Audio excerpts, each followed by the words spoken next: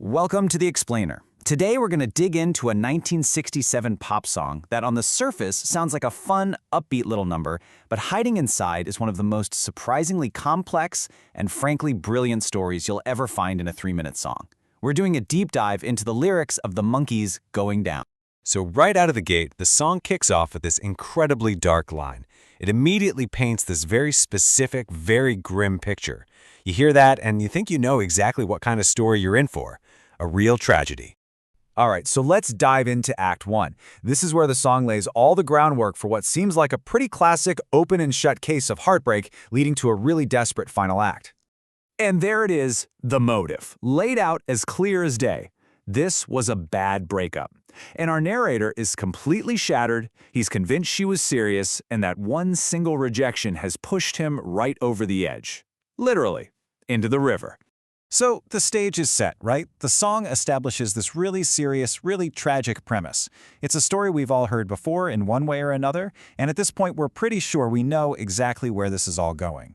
But just as you're settling in for this sad tale, the song does a complete 180. The entire tone just flips on its head in the most unexpected way.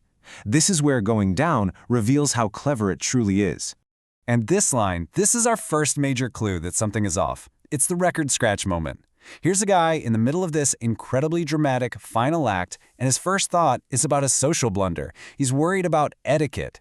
This tells you our narrator isn't your typical tragic hero. His mind immediately jumps to these small, kind of silly, practical problems. I mean, this contrast just perfectly captures the song's dark humor. A classic hero from a drama would be thinking these grand, poetic thoughts. But our guy, he's worried about his shoes getting soggy, complaining about the extra weight, and even wishing he had another drink. It's completely absurd, and honestly, it's hilarious. So instead of thinking about his lost love or how cruel the world is, he gets stuck in this spiral of increasingly ridiculous and impractical regrets. He's not really thinking about her anymore. He's basically giving himself a performance review on his own drowning attempt, and he's failing. And that right there, that's the whole magic trick of this song. This dramatic, whiplash-inducing shift from tragedy to comedy is what makes it so unique. It completely pulls the rug out from under you as a listener. Okay, let's get into the final act, because this is where this whole bizarre, accidental journey, this failed tragedy, actually leads to this incredible, profound epiphany for our narrator. So right in the middle of all this panic and regret, a childhood memory just surfaces. And what's so important is that it's not a memory of learning to swim, which is all about fighting the water. No, it's a memory of learning to float, which is all about working with it. This is a huge, huge turning point. And you can literally track his mental journey right here, in just these few lines. He goes from pure regret to this moment of disbelief, like this can't be real. Then he remembers his dad's lesson and accepts his situation. And finally, he masters it. He's not fighting the river anymore. He completely stops trying to sink or swim back to the shore. Instead, he just embraces the current. It's like he gives up control, and in doing that, he finds a brand new direction. The river is no longer his enemy, it's his ride. So, this moment of acceptance, of just letting go, it sparks the song's final and most joyful transformation. This isn't just about survival anymore. This is about total liberation. And boom! There it is, the big light bulb moment. He realizes he's not just escaping a failed relationship, he's actually escaping an entire life, an entire town, that he never really wanted in the first place.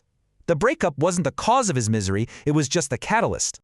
And just like that, the whole situation is reframed. This is a complete rebirth. What started as this dark, desperate impulse has now become a conscious, exciting choice to start a whole new life. It's not an accident anymore, it's an adventure. And look at this, he doesn't just have a new direction, he has a destination. And it's not just any place, it's New Orleans. I mean, you couldn't pick a better city to symbolize music, celebration, and a complete reinvention of yourself. His focus has done a complete 180. Think about it. Just a minute ago, he was thinking about death and how he forgot to leave a note. Now, he's looking forward to life, to excitement, to new experiences. He's not looking back at the shore, he's looking ahead, down the river. And here we go. The central phrase of the entire song gets completely redefined. Going down is no longer about sinking to your death. Now it's about grooving down the river to a brand new, better life. It's such an incredible, brilliant piece of lyrical wordplay. And that's how this song completes one of the most surprising and honestly satisfying stories in all of pop music. It takes us from the absolute depths of despair all the way to pure, unfiltered joy. So what's the takeaway?